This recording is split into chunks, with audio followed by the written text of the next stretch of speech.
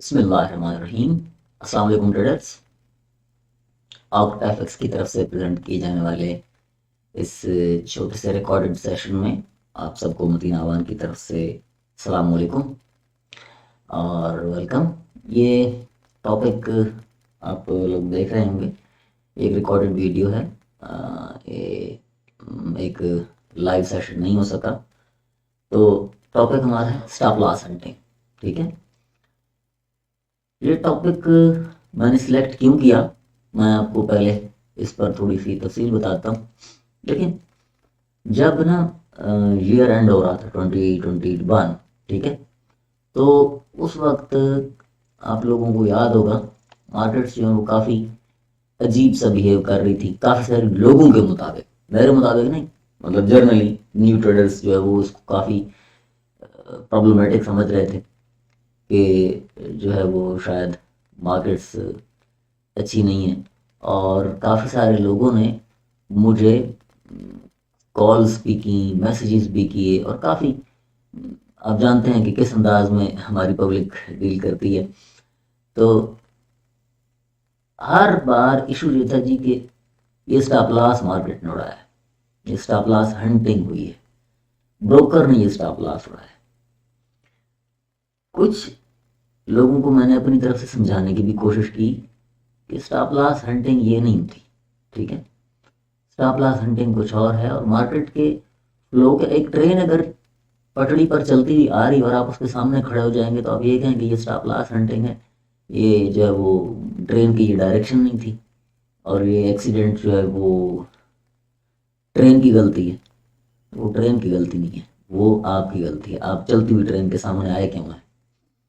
Train को रुकने दें, टर्न लेने दें, और फिर आप ट्रेन पे सवार हों तो फिर तो ठीक है, फिर तो वो स्टॉप लॉस आपका उड़ा है।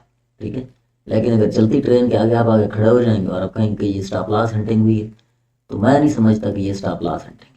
ठीक है, टॉपिक पे चलते हैं। तो ये टाइटल आप लोग जानते ही हैं, काफ़ी सारे दोस्त मुझे जानते हैं, जो नए हैं उनके लिए।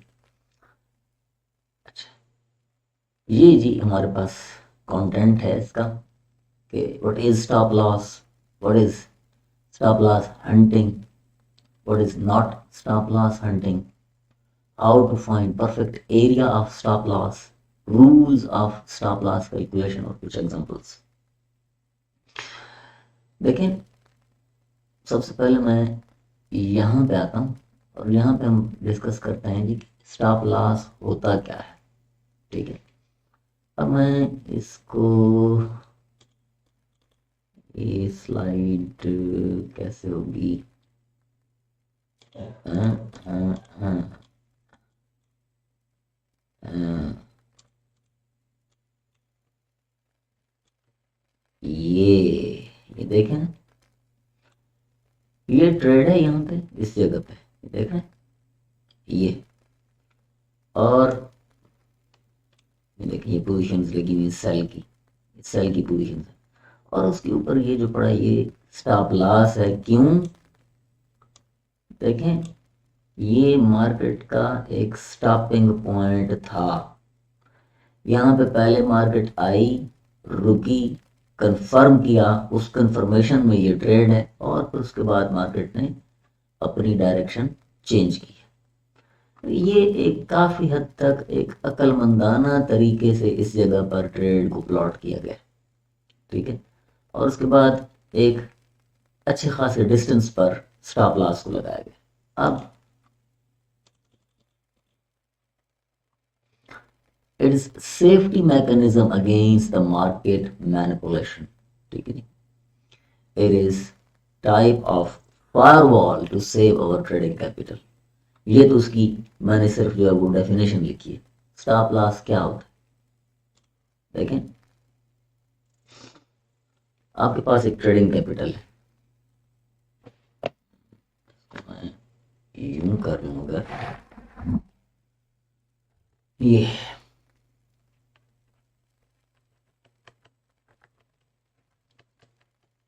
ट्रेडिंग कैपिटल फॉर एग्जांपल है आपके पास $500।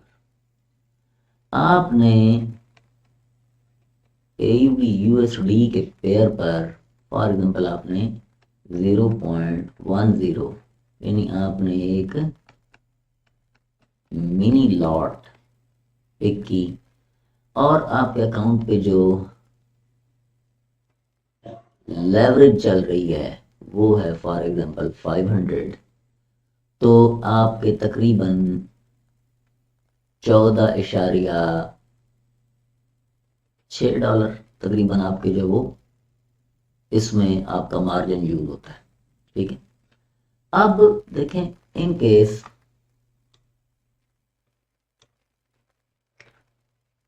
ये एक रेजिस्टेंस, मार्केट आई लो और ये फिर एक डबल टॉप किया मार्केट ने और यहाँ पर आपको किसी तरह का सेलिंग साइन मिला, आपने इस जगह पर ट्रेड प्लॉट की जो कि ये है। ठीक है, और अब आपने फॉर एग्जांपल इस तरफ आपने स्टॉप लॉस रखा है। ठीक है, इन केस अगर इस एंट्री एरिया से 20 पिप मार्केट आपके अगेंस्ट चली जाए तो आप मार्केट से आउट हो जाए। 20 पिप ऊपर जो आपका SL है ये 0.10 AUD USD के पेयर पर आपके कंफर्म $20 का नुकसान है। इस $20 के नुकसान ने आपको एज क्या दिया? अब देखें, एक तरफ से मैं कह रहा हूँ $20 का नुकसान है और दूसरी तरफ से मैं कह रहा हूँ कि आप इस नुकसान से एज ले रहे हैं। एज आप ये ले रहे हैं कि अगर आप ये स्टॉप लॉस नहीं लगाते तो मार्केट अगर आपके रिवर्स होती है तो हो सकता है कि वो आपके 500 का 500 उड़ा दे। तो अक्लमंदी किस चीज में है? अक्लमंदी इस चीज में है कि हम ये $20 का छोटा सा नुकसान लेकर बाकी $480 के कैपिटल को हम बचा लें। ये है हमारा फायरवॉल, ये हमारा सेफ्टी मैकेनिज्म। आई होप कि आपको हमारा ये पॉइंट क्लियर हो गया होगा। आगे चलते हैं।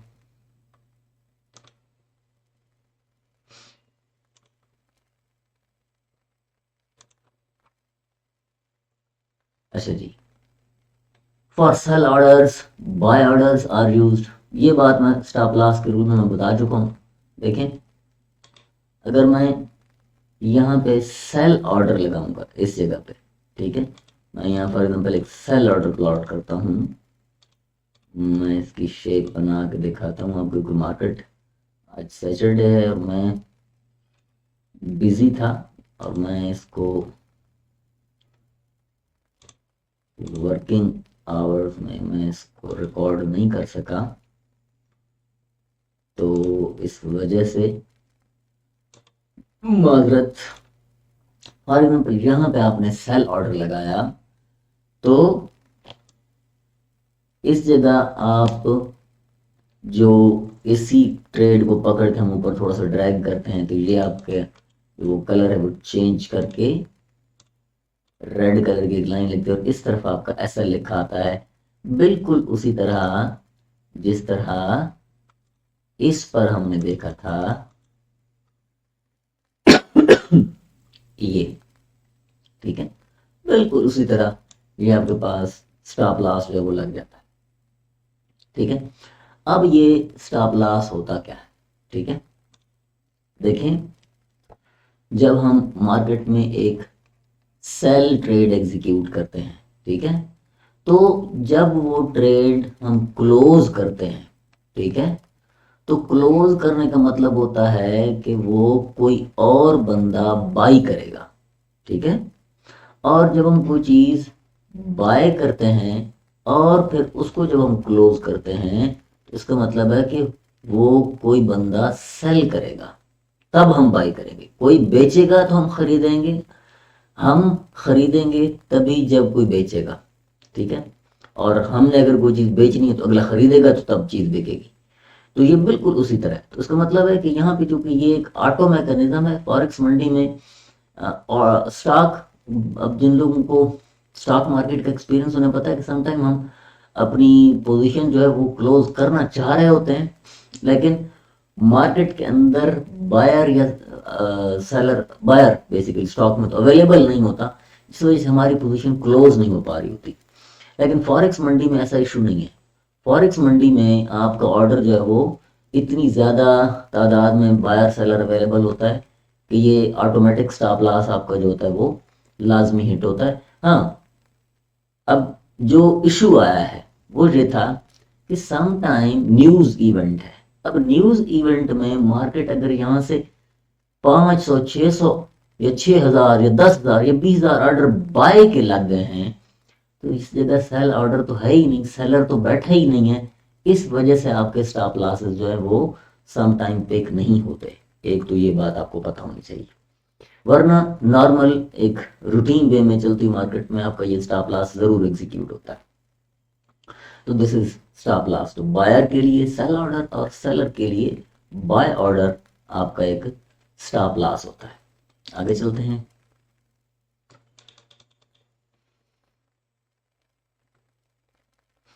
अच्छा जी, as we know banks and hedge fund don't use stop loss but retailers must use stop loss to protect their capital.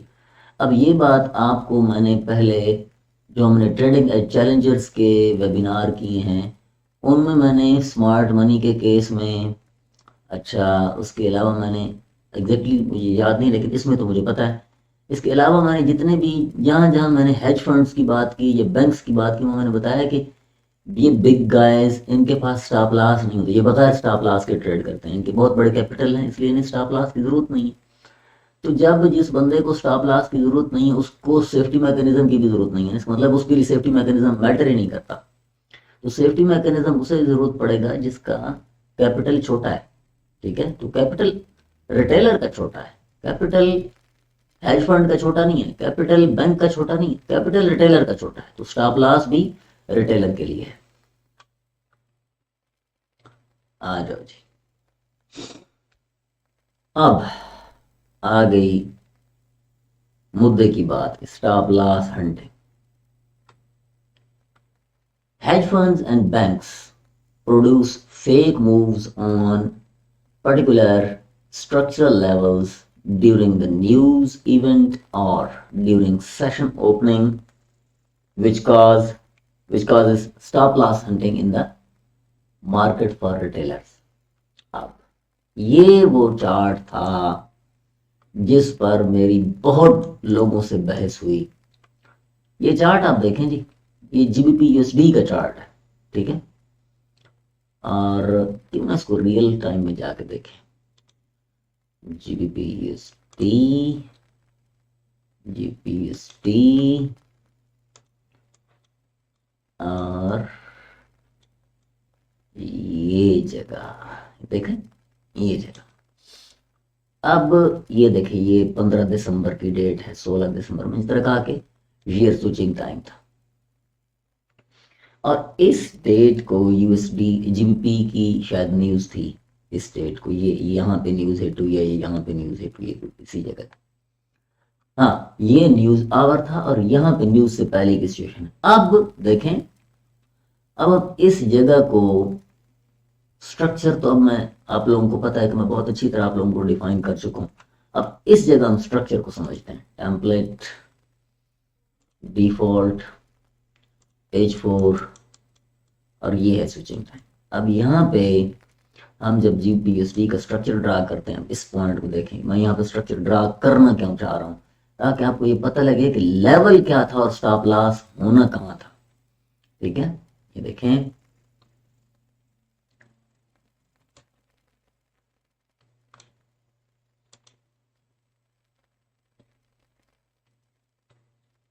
यहाँ से ये 2 कैंडल डाउन, 2 कैंडल। अब ये क्योंकि फुल ब्रेकआउट नहीं है इसलिए कोई इशू नहीं है, ठीक है। Lower low, no problem, level of structure valid, लो, ये पॉइंट आ गया। अब ये लो और ये हाई, ये सारी की सारी कहानी H4 के अंदर चल रही थी, ठीक है। अब ये बात पता लग गई कि भाई साहब ये जगह थी एक्चुअली हमारे ट्रेंड कंटिन्यूएशन लेवल के लिए बेहतरीन जगह, ठीक है। और हमें इस तरफ आना था। अब हो क्या रहा था, हो ये रहा था कि मेरे वो तमाम दोस्त जिन्होंने मेरी बड़ी इज्जत अफजाई की इस जगह पे, जब उन्होंने यहाँ से सेल लगा दी और यहाँ स्टॉप लॉस रखा और मार्केट जंप लगा के उनका बेड़ा गर्क कर दी।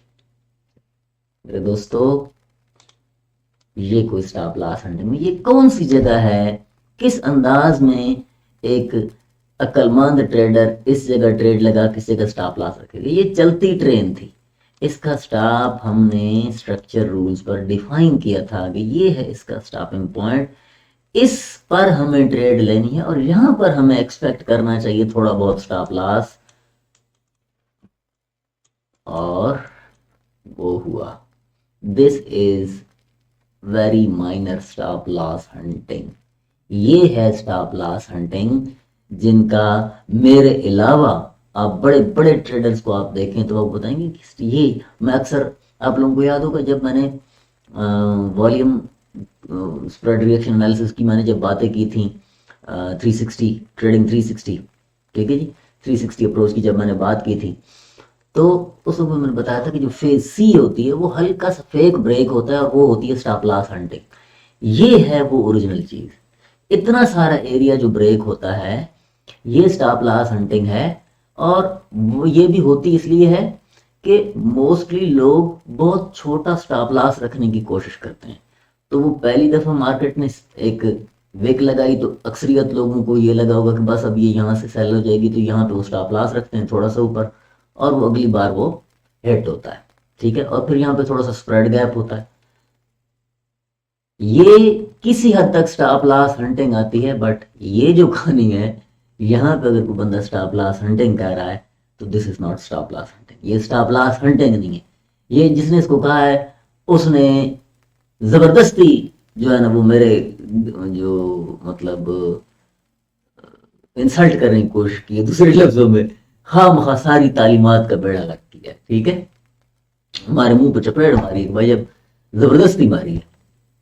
अच्छा, अब वापस चलते हैं।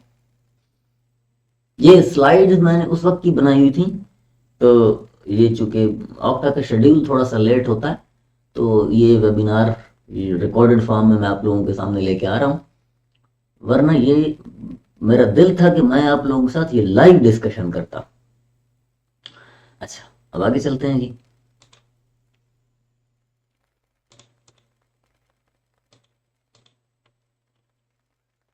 Other factors in stop loss hunting. अच्छा, अब ये तो एक सिचुएशन थी, जेन्युइनली अगर स्ट्रक्चरल लेवल है वहां पे स्टॉप लॉस हंटिंग एक्सपेक्ट करनी चाहिए हमें। उसके अलावा क्या होता है, here are some other factors that can cause stop loss hunting. कौन कौन से? एक करेंसी पेयर का सेशन जब ओपन होता है, ठीक है। करेंसी पेयर के सेशन के लिए अब मैं आपको बताऊं कि जैसे यूएसडी का सेशन है पाकिस्तान टाइम के हिसाब से, वो लगभग मेरे ख्याल में 6:30 होते हैं आजकल। आजकल 6:30 बजे ओपन हो रहा है। और जो सेशन है इसका एयूडी का, वो सुबह 5 बजे, ठीक है जी, 5 साढ़े 5 बजे स्टार्ट होता है। जेपीवाई का तो 3 साढ़े 3 बजे स्टार्ट हो जाता है। और शायद एयूडी का पहले स्टार्ट होता है और जेपीवाई का बाद में, हाँ एयूडी का पहले होता है सिडनी, और उसके बाद जो है वो जापान का स्टार्ट होता है। इसी तरह आपके पास 12:30 1 1:30 बजे के करीब जो वो पाउंड और यूरो के सेशन स्टार्ट हो जाते हैं। जब ये सेशन स्टार्ट होते हैं, इनमें सम टाइम मार्केट जाती है और पिछले इंट्राडे लेवल को तोड़ ताड़ करने की कोशिश करती है, ठीक है।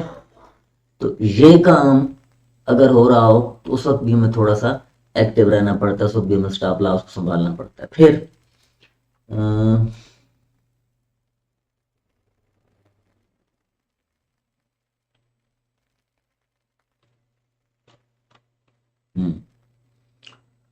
अच्छा जी, इधर क्या लिखा हुआ है, if traded such pair whose session is not active then the trade might be scratch. हाँ, ये अच्छा, ये एक और बात हो रही है। As one the session of the currency will open then market will try to attain some good level. बिल्कुल ठीक है, वही बात जो मैंने की है, ठीक है जी।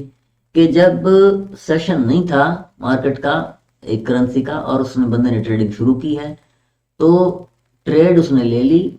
जब सेशन ओपन होगा तो अब वो ऑफ कोर्स हर एक जो बैंक है, ये जो सेशन के ट्रेडर्स हैं, उनकी कोशिश होगी कि मार्केट को किसी अच्छे लेवल से ट्रेड किया जाए। तो वो पहले उस लेवल पर पहुंचाएंगे तो ट्रेड लेके आएंगे ना। ये तो एक फैक्ट है ना, ये तो ऐसे ही होते हैं, तो आपको पता है, ठीक है।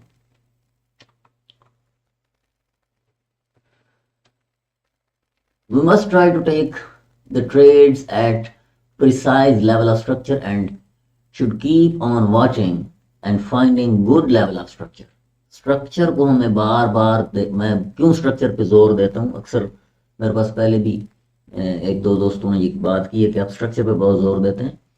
स्ट्रक्चर पर स्टॉप लॉस, लगाया गया स्टॉप लॉस जो होता है वो काफ़ी हद तक सेफ होता है, क्योंकि वो तभी फारिग होगा जब आपके पास मार्केट की डायरेक्शन चेंज होने का फैसला होगा।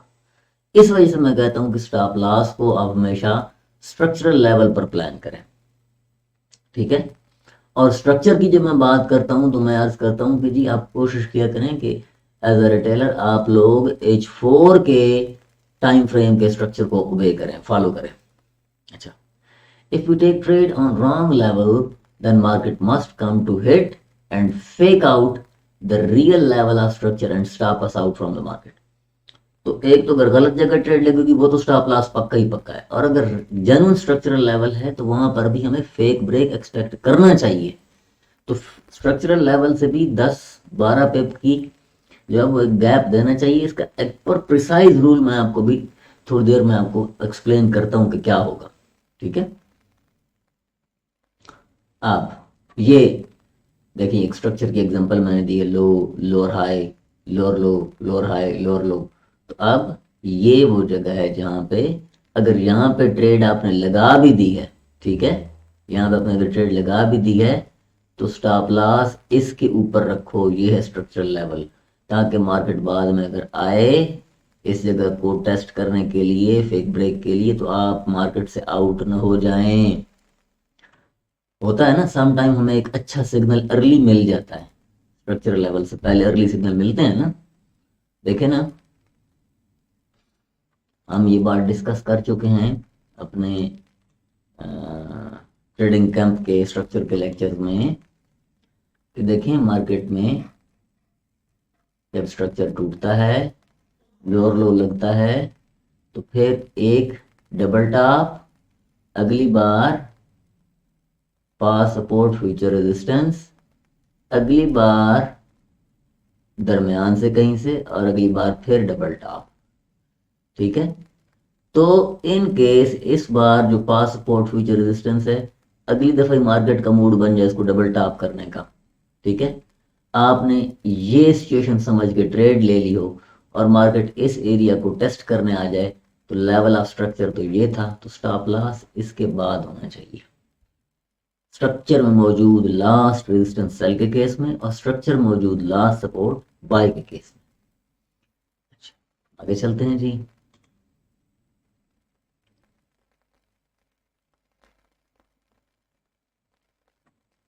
अच्छा, in what is not stop loss hunting. अच्छा, चूंकि ये मैं रिकॉर्डेड वीडियो है ना, तो इतनी लंबी वीडियो रिकॉर्ड करने की हैबिट नहीं, तो मेरे जहन से निकल गया था, मैं अभी इसको दिल में पढ़ रहा था।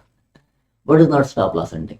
इन अ डायरेक्शनल और market biased move, any kind of retracement is not reversal, ठीक है जी। सो if another move another up move in is observed, then it is not stop loss hunt, ठीक है जी।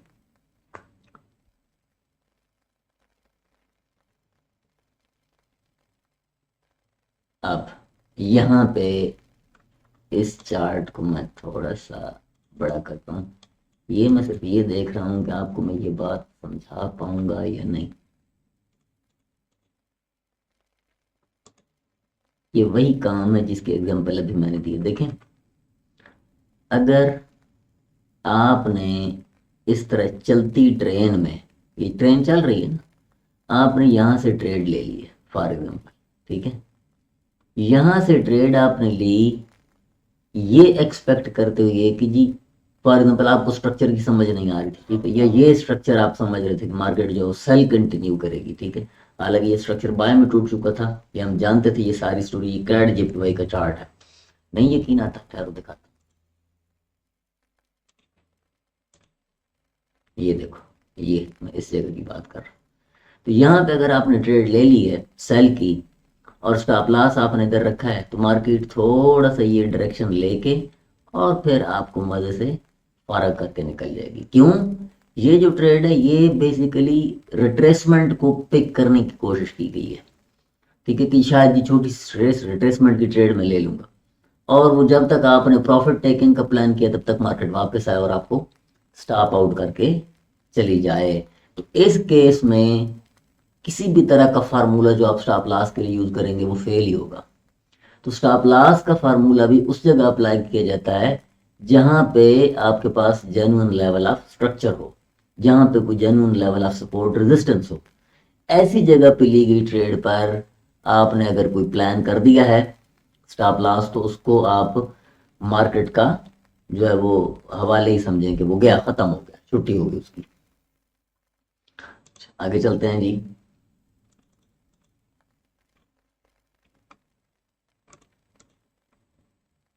अच्छा जी, in directional move any kind, अच्छा ये king लिखा गया, any kind of gap with और without news is not a stop loss hunt. देखें, ये जिस तरह ये गैप है, ये गैप चाहे न्यूज की वजह से बने चाहे नया डे शुरू होने की वजह से बने, इसको आप लोग जानते हैं कि हम इसको टॉप बॉटम से टॉप या टॉप से बॉटम, हम इसको कहते हैं कि ये एक कैंडल है। इसका मतलब ये नहीं कि यहाँ पे ऑर्डर नहीं थे, यहाँ पे ऑर्डर इतनी स्पीड में लगे हैं कि प्राइस उधर तक पहुंची है, ठीक है, यहाँ पर ट्रेडर्स को टाइम ही नहीं मिला बाइंग सेलिंग करने का, और प्राइस जो है वो कॉन्टिन्यूसली एक गो में जो वहां तक पहुंची है। तो इस वजह से यहाँ पे ये गैप है, और इसी तरह गैप ओपनिंग्स भी होती हैं, ठीक है। तो दिस इज व्हाट, कि वो बेसिकली जो ओपन मंडी है वहां पे तो मार्केट चल रही होती है, तो इस एरिया में फिर हमें वो सम टाइम गैप नजर आता है। लेकिन न्यूज टाइम में गैप का मतलब ये होता है कि इतनी हाई प्राइस, हाई वॉल्यूम में यहाँ से बाइंग हुई है कि प्राइस ने इतना जंप लगाया ऊपर की तरफ। अब वो बाइंग थी या सेलिंग थी इसका फैसला बाद में होता है, ठीक है। तो ये जो इस तरह के गैप्स होते हैं, इनको आप स्टॉप लॉस के खाते में आप लोगों ने नहीं डालना कि ये स्टॉप लॉस हंटिंग हो रही। स्टॉप लॉस का मैंने बताया, एक तो लेवल ऑफ स्ट्रक्चर होगा, फिर उस पर आपकी ट्रेड होगी, वो है स्टॉप लॉस हंटिंग। ये स्टॉप लॉस नहीं होते, ये जो इस तरह के काम है, ये मार्केट के जो है ना वो एक रिदम है, ये उसी रिदम में ये मार्केट चल रही है, ठीक है। वो एक मेरे पास आया केस, उसमें ये था जी कि रात को ट्रेडिंग एक्टिविटी जीरो होती है। जब ट्रेडिंग एक्टिविटी जीरो होगी तो बिड और आस्क का जो डिफरेंस है, वो जो स्प्रेड है, वो ऑफ कोर्स उसमें वो काफी गैप आ जाएगा, क्योंकि एक्टिविटी नहीं हो रही है। किसी ने बाय किया, किसी ने सेल किया, और दरम्यान में गैप खोला और मार्केट रुक गई है। अब उसको फिल गैप करने के लिए ट्रेडर ही नहीं आया। उस टाइम में भी अगर आपका कोई स्टॉप लॉस हिट हो रहा है तो उसको भी आप स्टॉप लॉस हंटिंग के खाते में नहीं डाल सकते, ठीक है। वो भी कोई लॉजिकल वे नहीं है, लेकिन किसी हद तक लोग कहते हैं कि जी वो ब्रोकर जानबूझ के स्प्रेड खोल दे। तो अगर कोई जानबूझ के किसी ने ऐसा किया है तो वो तो बात अलग है, वरना एयूडी जेपीवाई जैसे पेयर पे 30 पिप तक स्प्रेड गैप लग जाना, ये मैं समझता हूँ बिल्कुल नॉर्मल बात है, ठीक है।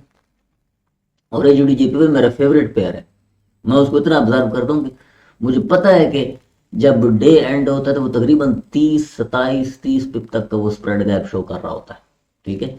तो मुझे अपनी ट्रेड अगर मेरी लगी तो मुझे इतने गैप पर मुझे उसका स्टॉप लॉस मैनेज करना पड़ता है, और वो मैं आखिरी 5 मिनट में मैं उसकी कैलकुलेशन देख रहा होता हूँ कि मुझे ये किस तरफ इसका स्प्रेड गैप तो यकीनी बात ऊपर की तरफ ही लगता है, ठीक है जी। तो फिर मुझे कितने दूर स्टॉप लॉस इसका रखना पड़ेगा। बाय का केस है तो फिर तो मेरा स्टॉप लॉस का इशू नहीं है, सेल का केस तो फिर है। अच्छा जी, stop loss hunting. Last trading hour और first trading hour of the day, ये देखो अभी मैंने बात की, has lowest trading activity that causes spread gap and new traders call it as stop loss hunt। ठीक है जी, यही वो कहानी है जो मैंने अभी आपको बताई है। So I would like to clear this that this type of happening is normal market behavior and not considered as stop loss hunt। ठीक है जी, इसको स्टॉप लॉस लिखा है, स्टॉप लॉस हंट। अच्छा जी, how to spot perfect stop loss area, ये है मुद्दे की बात। इसके लिए मैंने भी बताया कि आपको जितना अच्छा स्ट्रक्चर आता है आप उतना अच्छा इसको समझ सकते हैं। यहां पे देखते हैं क्या लिखा कि if we are buyer we observe higher highs and higher lows, similarly if we are sellers we observe lower highs and lower lows. इनका हमें अच्छी तरह से हमें चेक करना चाहिए, हायर हाइज और higher lows, lower high lower lows. ठीक है जी, ताकि हमें पता चले कि एक्चुअल लेवल ऑफ स्ट्रक्चर कौन सा बनता है in case of buy trend. वही बात, लेवल ऑफ स्ट्रक्चर की ये डेफिनेशन है। ठीक है जी, प्रीवियस सपोर्ट स्ट्रक्चर मौजूद, लास्ट सपोर्ट और लास्ट रेजिस्टेंस, वो है हमारा बेसिकली फोकस पॉइंट। ठीक है, अब ये देखिए, ये यहाँ पे एक सेल लगी हुई है, इस जगह स्टॉप लॉस है। क्यों क्यों है, सवाल ये है क्यों है। देखें इस जगह ये इनगल्फिंग आई थी, ठीक है, उस पर ये सेल एक्टिव हुई है, और आप देखें कि ये 1 2 3 और ये था 3, इसके ऊपर हमने ये स्टॉप लॉस रखा। ठीक है, इस वजह से कि अगर इन केस यहाँ पे मार्केट आती भी है इस एरिया को हिट करने, टेस्ट करने, ये स्टॉप लॉस अभी भी थोड़ा कम रखा हुआ, इसको थोड़ा सा और ऊपर होना चाहिए था। ये बहुत ज़्यादा जो है वो कंजर्वेटिव किस्म का स्टॉप लॉस, ये कम स्टॉप लॉस है, इसको थोड़ा और गैप देना चाहिए, ये रिस्की है। लेकिन चूंकि मार्केट उसके बाद चल पड़ी थी, ठीक है, तो बस ठीक है, फिर जाने दो। ठीक है, वरना ये भी कोई इतना अच्छा स्टॉप लॉस नहीं, स्टॉप लॉस को यहाँ कहीं होना चाहिए। और अभी एग्जैक्ट फार्मूला मैं आपको देता हूँ, maths for stop loss. Maths की क्या जी, we should apply ATR indicator. अब जी एटीआर इंडिकेटर देखते हैं, इंसर्ट इंडिकेटर,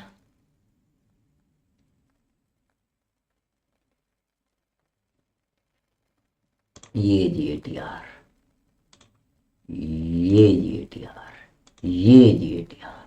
ठीक है, अब इसमें देखिए यहाँ पे एक नंबर लिखा हुआ 0.42। अच्छा, इसको मैं कैसे कर सकता हूँ ये नज़र आए, यही बल्कि नज़र आना चाहिए, डेटा विंडो में नज़र आएगा ना। हाँ ठीक है जी, तो जब मैं इधर लेके आऊँगा तो ये देखो ये नज़र आने लगे। ठीक है, होता ये है कि एवरेज ट्रू रेंज, अगर मैं इसको डे पर लेके आऊँगा, ठीक है, इस डे पर इसकी वैल्यू है 0.82 ठीक है जी। अच्छा, इस पर है 8470। ठीक है जी। अच्छा, अब इसको मैं H4 पे लेके आता हूँ, इस जगह इसकी वैल्यू है 42।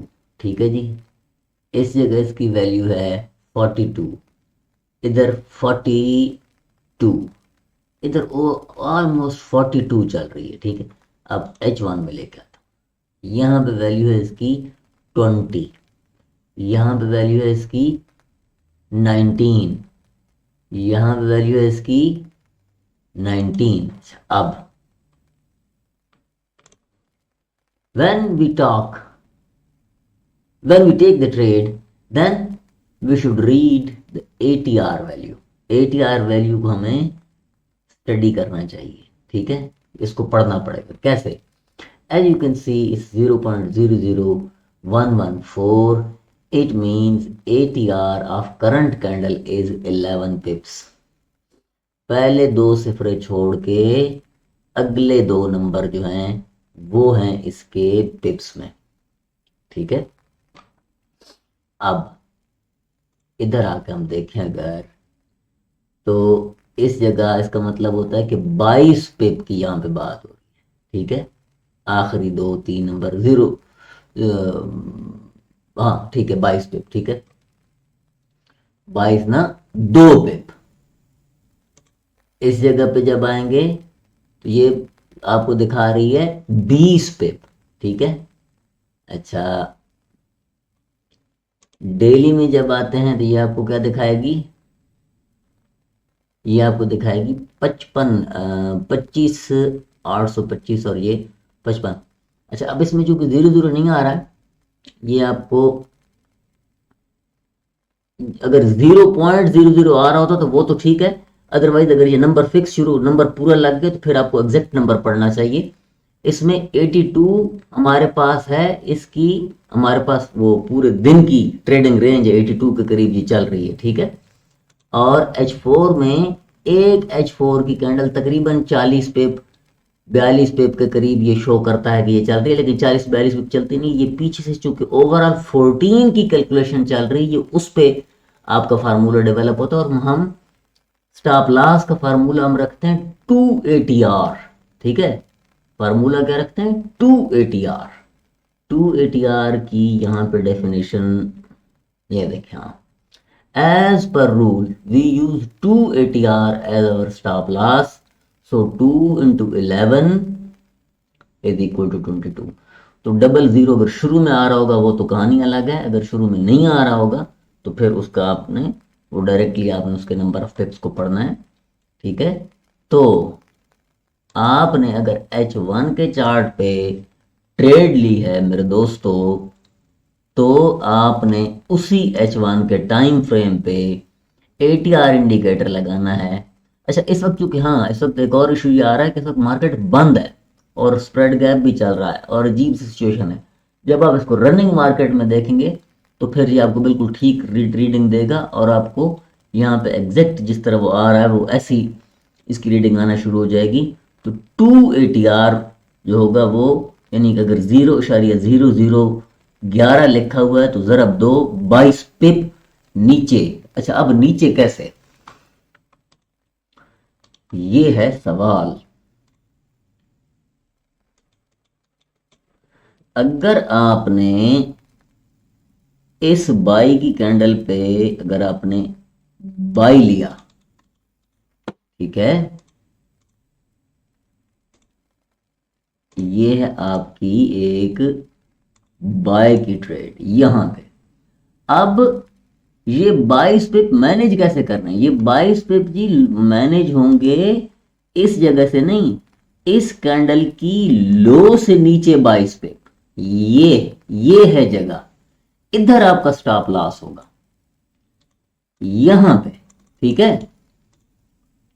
ये है आपका ओरिजिनल रूल कि ये कैंडल की जो बाय के केस में कैंडल की लो से नीचे 22 पिप लेके जाने हैं, और अगर विक होगी तो विक से नीचे 22 पिप आपने काउंट करने होते हैं, ठीक है।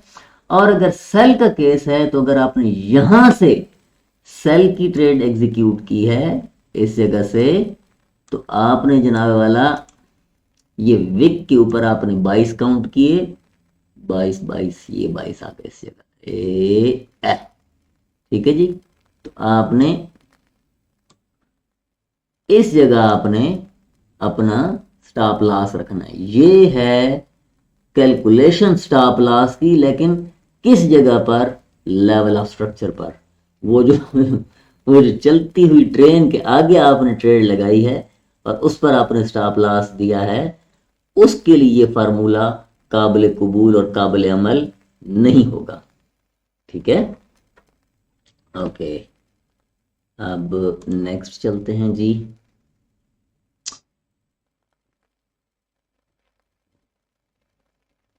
मैं देख रहे हैं ये,